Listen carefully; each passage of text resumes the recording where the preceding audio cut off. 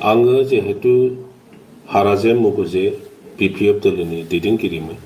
दिनै नङा गाबोन नङा बा बबेबा मोनसे समावहाय जोङो ज' जाथारनांगोन जे BPFआव कालेक्टिभ अपिनियन जाया, BPFआव कालेक्टिभ डिसिसन फैया, बेनो बयनिख्रुइबो देरसिन दुर्बलता। I have not joined for position, power. I have not joined for money or whatsoever. नंगौ आङो BPFनि गान्दुला राजा BPF दोलोनिफ्राय बिरबोनानै UPPF दोलोआव बाफैदों। राजनितिनि बाथ्रा लानानै एसे नांलायबोबाय, बोराबलायबोबाय। दा बेखाय गुबुन दोलनि मानसिफ्रा गुबुन दोलाव थाङोब्ला डेफिनेटलि एसे उसुबिदा मोननाया थायो। खुलुमबाय बयनिसिमबो नोंथांमोनखौ आंनि इउट्युब चेनेल माय अपिनियन अफिसियेलाव बरायनानै लांदों जाबाय आरो जायफोर आंनि चेनेलाव गोदान अननानै आंनि चेनेलखौ साबस्क्राइब खालाम, लाइक, शेयार, कमेन्ट खालामनांगौ। दिनैनि टपिकआ जेबो नङा, जास्ट जोंना खाम्फासारा इउपिपिएलआव हाबनायनि उनाव मा बाथ्रा बुंथाय बुंदों, मा सिङाव मा घटना जानानै गाव फैनांखो, मानि जाहोननि थाखाय दिनै माबे खारनाव इउपिपिएलनो भट होनांगौ, बेफोरनि सोमोन्दै बिथाङा बुंबोदों गुबुन मिथिं दावथानाव। दा बेखौ नोंथांमोना मोनसे भिडिअआवनो नुनो मोनगोन। नोंथांमोना नायलांबानो जाबाय आंनि भिडिअखौ, ओमफ्राय कमेन्ट खालामलांनो दाबाव आरोना, नोंथांमोननि अपिनियनखौ होलां जे बिथां सार बुंनाया बेसेबां सैथो आरो बेसेबां नंखाय, बेनि सायाव नोंथांमोना बिजिर। दा बेखौनो आङो नोंथांमोननि सिगाङाव लाबोनाय जाबाय बे भिडिअखौ माने कालेक्सन खालामनानै आरोना, जायखिया नायलांबानो जाबाय। राजाफोरनो आंनि खुलुमनाय जासिग्रोबाय। गोलाव सम गोबां परिस्थितिजों सन्मुखीन जानानै आङो जोंनि बिटिसिनि गोरों गोरा साफ्रोमबो व्यक्तिजों रायज्लायनानै फाइनाल सिद्धान्तआव फैबाय जे गाबोन 8 तारिख फेब्रुवारि खालि साननि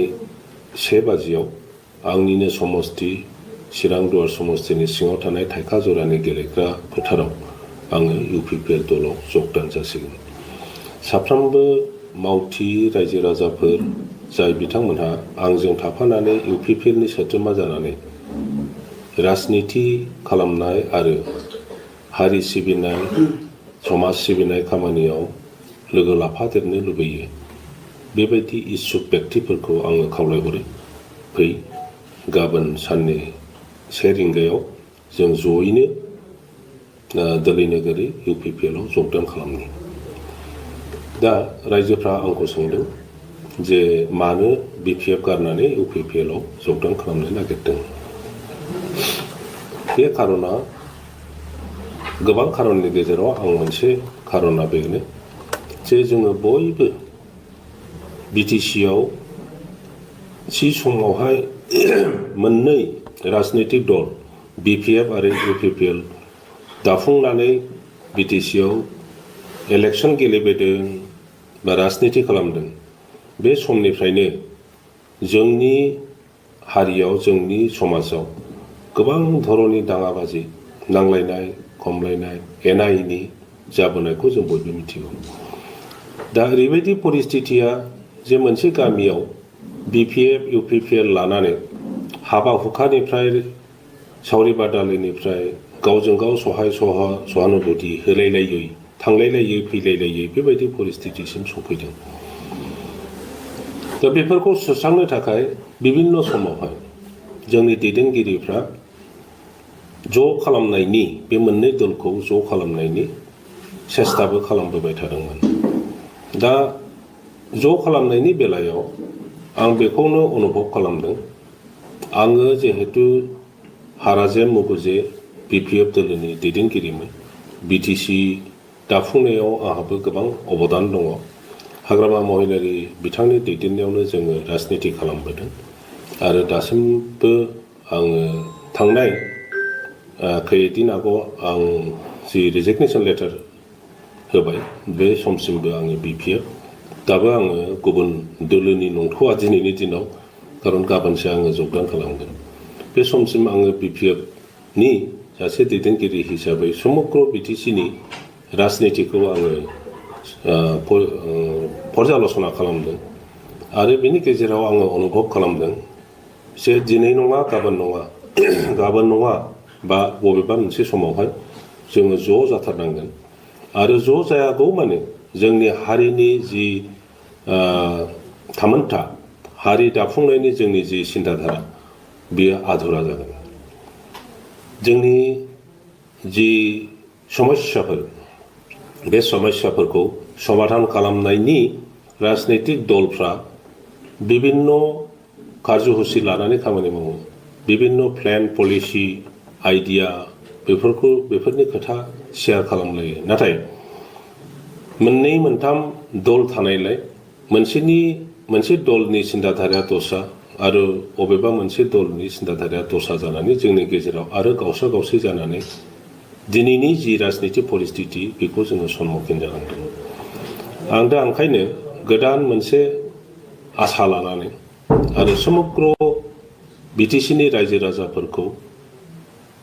धर्मालम्बी जोंनि गुबुन गुबुन धोरोमनि सुबुंफोर गुबुन गुबुन भाषानि सुबुंफोरखौबो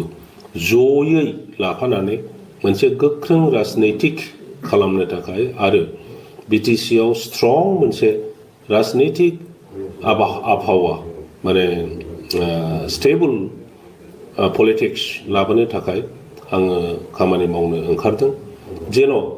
बिटिसिनि दैदेनगिरिफ्रा बिटिसिनि पलिटिक्सआ गुबुन जायगानिफ्राय नारसिनजानाय प्रेसाराव खामानि मावनाङा आरो बेखौ आङो सम्भब नुदों जे आं अपेनबो बुंगोन जे बिपिएफआव कालेक्टिभ अपिनियन जाया बिपिएफआव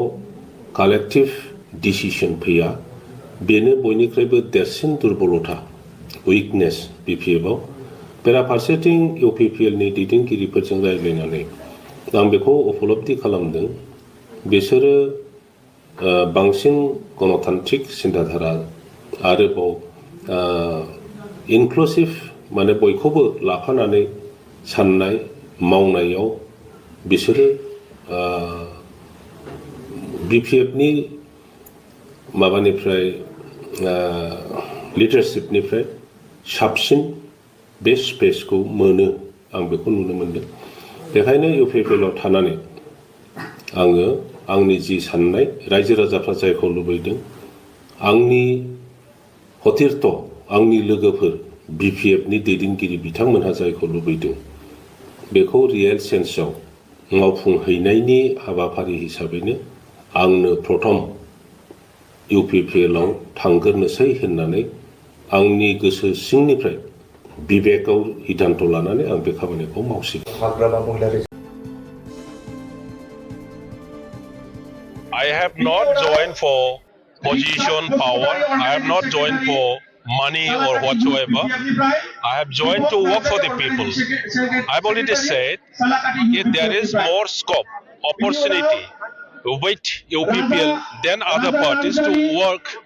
for the welfare of our people in the BTC area. That's why I have come to UPPL party. I welcome former Deputy Chief Hampa Borgoyari to our party.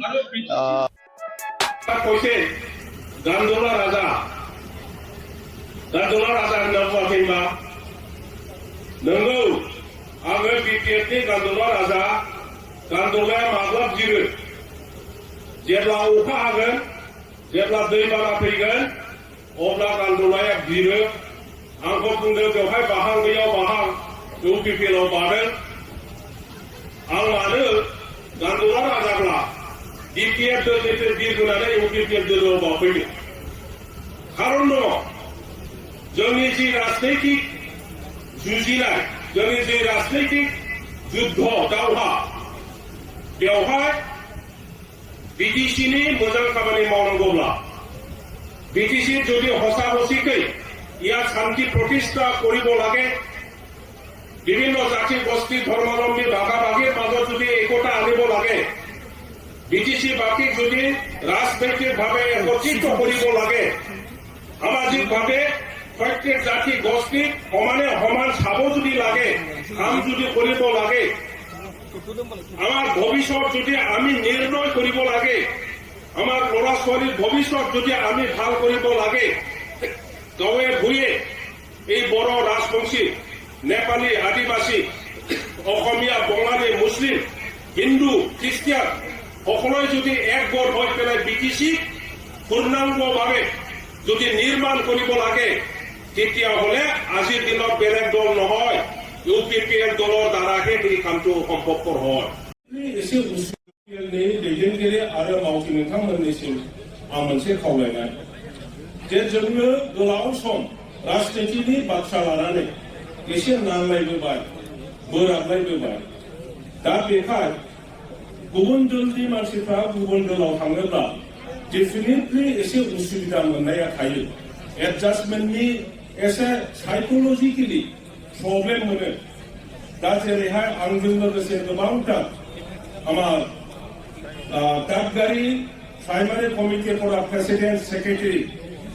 आरो अलमोस्ट ऑल एग्जीक्यूटिव मेंबर्स, देवसी all executive members, আমার শান্তিপুৰৰ president ছেক্ৰেটাৰীৰ পৰা আৰম্ভ কৰি যিমান senior নেতাসকল আছে, নেত্ৰীসকল আছে, ৰাণী কাটা, এফালে খুংদি, এফালে আশ্ৰাবাৰী, হাইকাজোৰা, গোটেই সমগ্ৰ অঞ্চলৰ পৰা যোগদান কৰিবলৈ আহিছে। তেখেতসকলে কেতিয়াবা অনুভৱ কৰে আমি কেনেকৈ ইমান দিন আমি কাজিয়া কৰিলো, UPPL অফিচত আমি কেনেকৈ যাম। এই কথাটো আপোনালোকে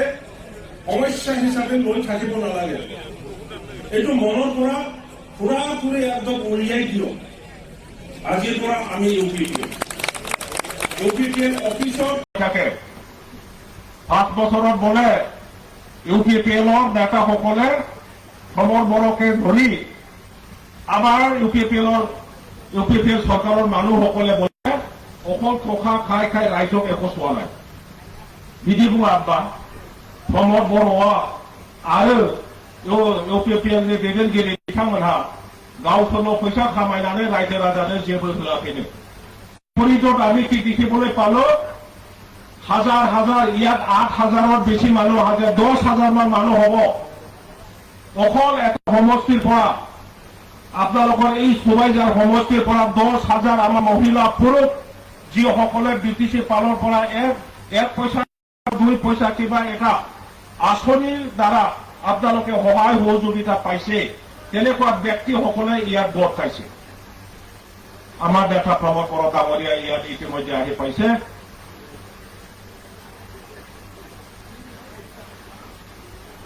যি নহওক তেখেতে আহিব আৰু তেখেতৰ মুখৰ পৰা BTC চৰকাৰ হিচাপে UPPL দলে কি আঁচনি লৈ পেলাই আমাৰ ৰাইজক কেনেকৈ সহায় কৰিব বিচাৰিছে, সেই বৰগোটেই কথাটো আমি আমাৰ নেতা প্ৰমোদ বড়ো ডাঙৰীয়াৰ পৰা আমি শুনিবলৈ পাম। दा खोथाया जाहैबाय, जायफ्रा मोननाङा बिसोर मोननो नाङा, जायफ्रा मोननांगौ बिसोरो मोननांगौ। आरो बेखौनो जोंनि UPPL दोलोनि दैदेनगिरिफ्रा मावबाय थादों। सोरबा सोरबा मोननाङै मानसियाबो अपोजिशननि थुनजुलायनायाव बुंगासिनो दङ। अरुणोदय स्किमखौ लायनो न'खरसेयावनो 3 4 लादोंनो UPPLआ, जोंनो होआखै, मोननांगौ मानसिफोरखौ होआखै होननानै बुंदों। बेयाव अत्यन्त नंथारै खोथा। अरुणोदयखौ मोनसे न'आव 2 लानो मोना। आरो सरकारा बेखौबो बुंदों, सोरबा मेम्बारफ्रा जुदि गावनि न'खरनो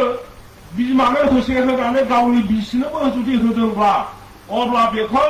कमप्लेन लिरना होनांगौ जोंनि BDOनो। आरो BDOनो जुदि कमप्लेन लिरना होबायब्ला, अब्ला बियो बेबायदि मानसिया बे फैसाखौ उल्थायै सरकारनो गथायना होफिननांगौ। नङा थार्माल पावार प्रजेक्ट बानायनायनि जि प्रप'जालमोन, बेखौ BPFनि दैदेनगिरिफ्रा होबथानानै आन्दोलन खालामहोदों। बियो सत्य, किन्तु बे इन्डास्ट्रि जायोमोनब्ला जोंनि ओनसोल, जोंनि हारिया साख्रि बाख्रि मोननायनि सुबिदा फैगौमोन आरो जायगायाव इलेक्ट्रिसिटिनि एभेलेबिलिटिया बारायगौमोन, इन्डास्ट्रि फेक्टरि लाबोनो हानायनि मोनसे सम जोंबो मोनगौमोन। किन्तु बेखौ जुदि बानायहोआ होननानै बुङोब्ला जोंनि दैदेनगिरिफ्रा बे बिराद अयनाय जागोन। गासिबो दल संगठन दैदेनगिरिफ्रा इन्डास्ट्रि नांगौ होननानै बुङो खिन्थु दिनै एफा गिदिर इन्डास्ट्रि फैनो नागिरनायखौ मानो होबथादों मा इन्ट्रेस्ट दङ बेयो जोंनि रायजो राजानि थाखाय मोजां खामानि मावनाय जाखो ना गाज्रि खामानि मावनाय जाखो आंथ' सिदाय बुंगोन बिराद गाज्रि खामानि मावनाय जादों जोंनि एडुकेटेड सेंग्रा सिख्लाफोर जायफ्रा साख्रि मोनाखै बिसोरनो साख्रि सरकारा होजोबनो हाया गतिके बेनिखायनो जोंनि मानसिफ्रा हाजार मानसिफ्रा बेंगालराव थांदों लेबार मावहैदों बायदिसिना फेक्टरियाव खामानि मावदों माबायाव केरेलायाव थांदों माद्रासाव थांदों दिल्लीयाव थांदों बे रोखोम खामानि मावदों बे जोंनि जायगायावनो जुदि 40,000 crore इनभेस्ट खालामनानै पावार मोनसे इन्डास्ट्रि फैदोंमोन थार्मेल पावार बेवहाय गैयाब्लाबो 15,000 लकेल मानसिफ्रा बायदिसिना साख्रि मोननायनि सुबिदा दंमोन दा बेनिफ्राय बन्चित खालामनानै होनाय जाबाय गतिके फैगौ दिनाव बेफोरखौ दाखायथों आं बेखौ खावलायो मानोना बेयो जोंनि फिसाफोरनि भबिष्यत दानायनिसो project It's June, Gemini season. You know what that means? সব অঞ্চলত ভালকে রাস্তা ঘাট দলং বান স্কুল কলেজ আৰু গীৰ্জা মছজিদ মন্দিৰ কেনেকৈ নিৰ্মাণ কৰিব পাৰে ইয়াৰ কাৰণে কাম কৰিছো যিটো আমাৰ 15 বছৰ শাসন কালত আমি কৰিব পৰা নাছিল আমাৰ দিনত আমি মন্দিৰ গীৰ্জা মছজিদত পইচা দিব পৰা নাই এক পইচা দিব পৰা নাই আমি কিন্তু তেখেতসকলে কাউন্সিলত BTC গভৰ্ণমেণ্টৰ সিদ্ধান্ত লৈ পেলাই আজি গীৰ্জাতো পইচা দিয়ে মছজিদতো পইচা দিয়ে মন্দিৰতো পইচা দিয়ে বহুত ডাঙৰ কথা আমাৰ ছাত্ৰ ছাত্ৰী গৰীব দুখীয়া ল'ৰা ছোৱালী ভাল কলেজ ইউনিভাৰ্চিটি পঢ়াবৰ কাৰণে ভাল স্কিম লৈছে যিটো আমাৰ দিনত আমি পাৰা নাছিলো গতিকে সমৰ বড় আৰু UPPL চৰকাৰে ধন্যবাদৰ পাত্ৰ আমি আগত সবে UPPL হৈ পেলাই UPPLৰ চৰকাৰ আনি পেলাই আমাৰ অঞ্চলৰ উন্নয়ন কাম কৰিব লাগিব BTCত থকা বিভিন্ন জাতি গোষ্ঠী একেলগে দাদা ভাই নিচিনা ভাই ভনী নিচিনা আমি একেলগে খোজ কাঢ়িব লাগিব শান্তি প্ৰতিষ্ঠা কৰিব লাগিব আৰু প্ৰত্যেক জাতি গোষ্ঠীৰ জাতীয় সমস্যা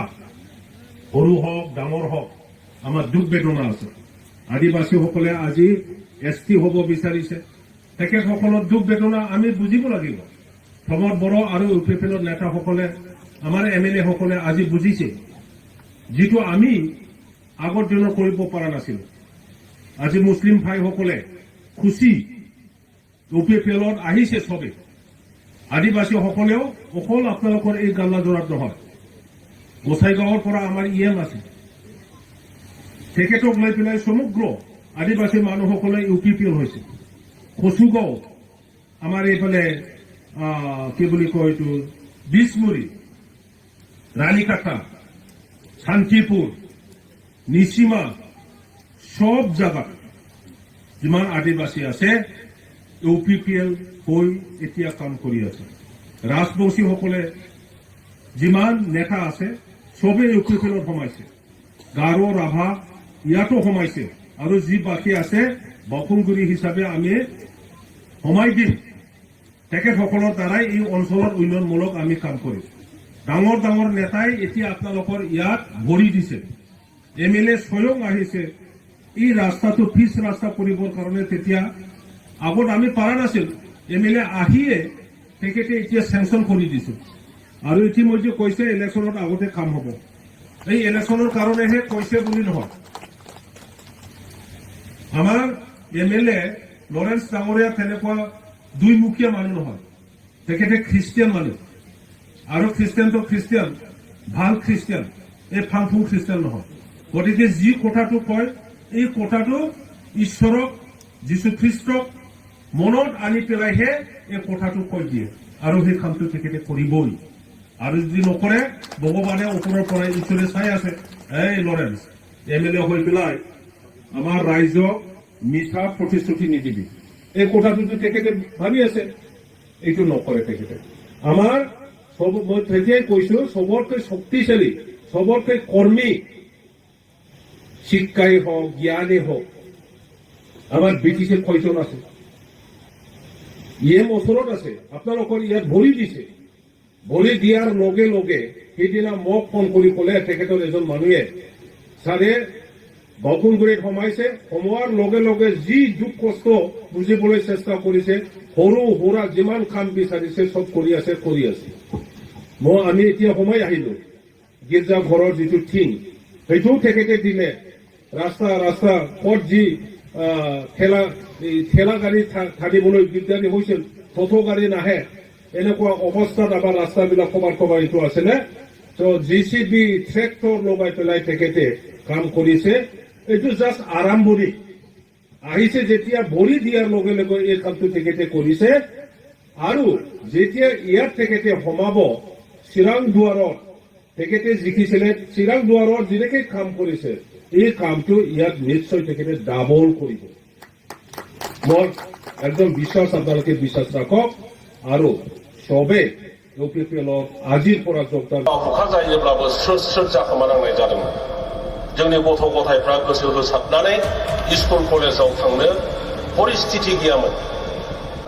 जोंनि बर'फोरनि महर मोखां अरहि अरहा मिनिनो रोङै मेगन जाखर बेबायदि अबस्था जादों जोङो गोलाव बोसोर आन्दलन खालामबाय बर' हारिया बे समाव मा जादों जोंनाव रागा जोंनाय गिनाय बोराबनाय खारखोमानाय बागदावनाय बेबायदिसो परिस्थिति नङामोनबा नै मिलिटारि फैगौनो नै पुलिस फैगौनो नै उमुगा ओरै जाबायनो रावनिबो गोसोआव खुसि गैयामोन मोसानाय गैलामोन जोंनाव गेलेनाय गैलामोन जोंनाव सावरि बादालि जानोबो ओंखारनो हालामोन जोंनाव हाबा हुखा जायोब्लाबो स्रोद जाखोमानांनाय जादोंमोन जोंनि गथ' गथायफ्रा गोसो होसारनानै स्कुल कलेजाव थांनो परिस्थिति गैयामोन दा बेफोरनि थाखाय मा जादों जोंनि बर'फोरनि महर मोखां अरहि अरहा मिनिनो रोङै मेगन जाखर बेबायदि अबस्था जादों नाथाय दिनै गोदान मोनसे परिस्थिति फैदों जोंनि बे हालामाव आरो बे समाव बेखायनो जोङो बर' हारिया जों जे बुङो मोनसे गिदिर हारि बर' हारि गिदिर हारि गेरेमसा हारि दानायनि जि जोंनि साननाय बे साननायखौ जाफुंहोनो थाखाय धोरोमनिफ्राय लानानै शिक्षा अर्थनीति जोंनि साननाय हनाय जोंनि गेलेनाय मोसानाय खननाय दामनाय देनाय समग्र फिल्डआवनो दिनै मोनसे दाफुंनायनि खामानि सोलिबाय थादों 30 बोसोर आगोल 10 बोसोरखौ मोनसे जुग होननानै बुङो जुग मोनथामनि आगोल बाथौ धोरोमा माबायदिमोन नोंथांमोना एसे गोसोखां जोंनाव मन्दिर गैयामोन गोबां खोथा दान्थे दुन्थे जालायोमोन हारौसा हाथारनांगौ दाउसासो हाथारनांगौ बोरमासो दाननांगौ अमासो दाननांगौ मन्दिर लुना बेबायदि गैया बर'फ्रा ओरैसो फुजियो गोबां धरनि जायोमोन बिशृंखल नाथाय दिनै बे बाथौ धोरोमा बबे पर्यायसिम सौफैखो जोंनि मेगनावनो नङा होमबा दिनै बाथौ धोरोमा बिराद सुन्दर मोनसे धोरोम जाबाय आलादा अबेबा उदालगुरिना आलादा बेबायदि दारैहाय गायसनजानाय बिटिसिखौ सालायबोदों नाथाय बे 15 बोसोरावबो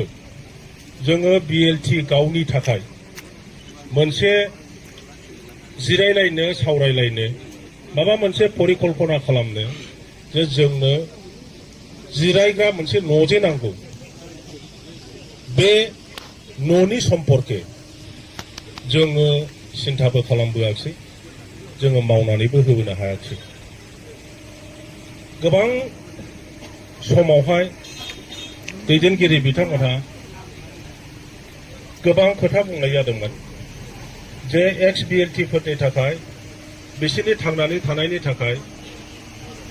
बेबस्था थानांगौ ओरै जानांगौ नाथाय जोङो जेरै बुंदों ओरैहाय खामानिफोरखौ मावबोजोबनो हायाखैमोन दिनै फैयै फैयै जोंनि BTCनि चिफ UPPL नि आफादगिरि प्रमद बर' बिथाङा एक्स BLT वेलफेयार कअपारेटिव ससाइटिनि दैदेनगिरिफ्रा जेब्लानो बुंबाय जे जोंनो गंसे न' नांगौ बिथाङा लोगो लोगो बे न'खौ बानायनानै होनायनि खोथा होदों आरो जेरै खोथा होदों दिनै फैनानै गावनि आखाइजों बे अन्थाइ खाम्फाखौबो गायसनफैदों बेनिफ्राय जोंनि BLCनि थाखाय बेनिफ्राय देरसिन खामानि गैया होननानै जोङो दिनै बुंनो हायो बेनिखायनो आङो साफ्रोमबो BLCनि दावहारु लोगो बिथांमोननि जानानै आङो जोंनि चिफ मानव गेदेर